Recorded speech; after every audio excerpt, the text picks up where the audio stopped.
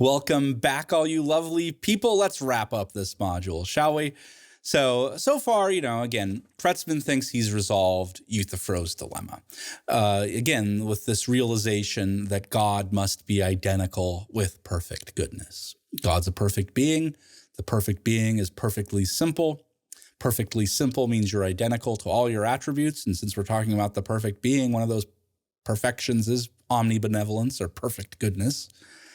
And so God must be identical with perfect goodness, a very clever little argument. And again, this resolves Euthyphro's dilemma into two claims. I'll throw them back up there again, that are very much in accord with moral reasoning. An action is right if and only if moral goodness commands it.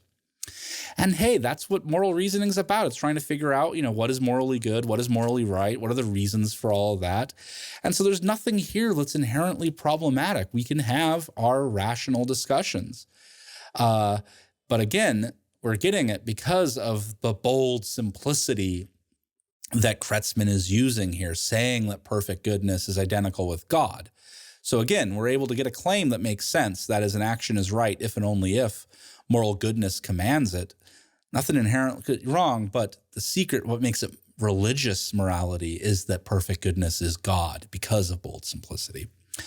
And so here are some challenges I think this view has, and I think these are serious challenges. These are real problems. So first, we typically think, if you believe in God, you typically think God is some kind of being with rational agency. And that, what I mean by rational agency is it's just that God is capable of reasoning and deciding how to act, right? That's part of being all powerful, is that God is able to make decisions and act on them. I mean, again, isn't that what all the Bible stories are about? God decides to challenge Ibrahim with this sacrifice, or God's creating floods, or smiting the wicked and rewarding the faithful, right? All sorts of Bible stories involve God as a rational agent. Again, a rational agent is just something capable of reasoning and deciding how to act.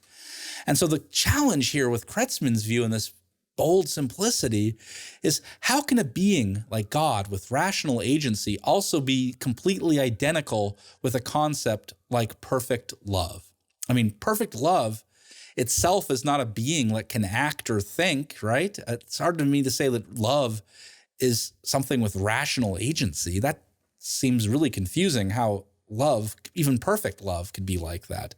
I mean, certainly perfect love may influence how someone or something, some being may think or act. That makes perfect sense, perfect love doing that. But perfect love being itself, it just doesn't seem that perfect love itself is a thing that acts, and thinks on its own. That doesn't, God, I understand when you say God thinks, God acts, we all understand what you mean.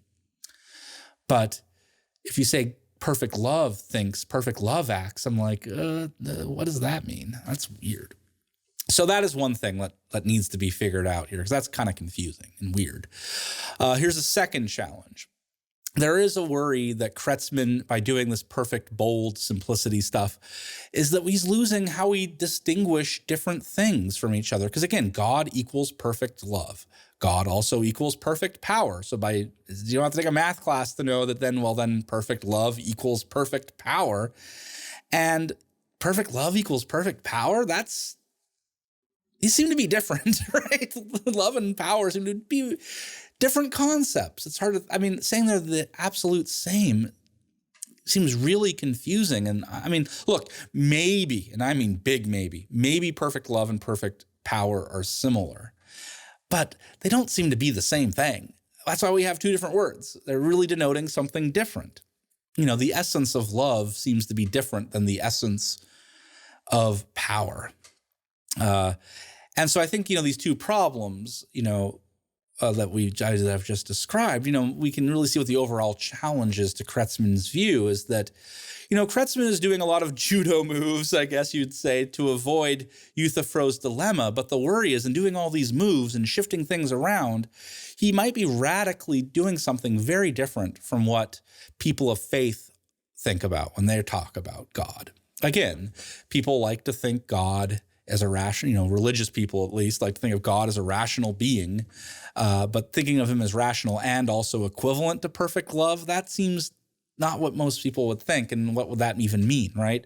And this also, like I mentioned, alters how we radically alters how we use concepts like love and power by seeing them as the same thing.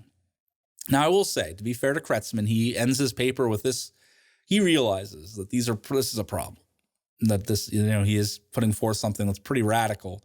Yes, he's avoided Euthyphro's dilemma, but do we have something that's what religious people want to believe about God as being identical with his, attributes? Now, he himself doesn't seem to think these are very serious. He seems to think these can be resolved, though he doesn't say how in this paper.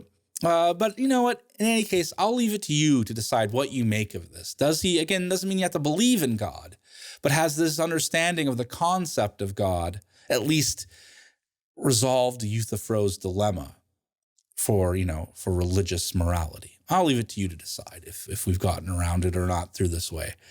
Next module, we'll see one last approach through the natural law view of morality and religion. We'll come to that next, but it's time to get rid of some arm flab. Ha ha ha. Arm up and down. Oh, let's do both arms. Oh, yeah. Get rid of that arm flab. No giblies. No giblies. Yeah, pat yourself on the back. 10th module. You're almost done with it. You probably have to take a quiz. Sorry, I had a little runny nose here. Maybe do some tweeting, organize your notes for that exam. So I'll let you go take care of all of that. But hey, as always, take care, stay safe.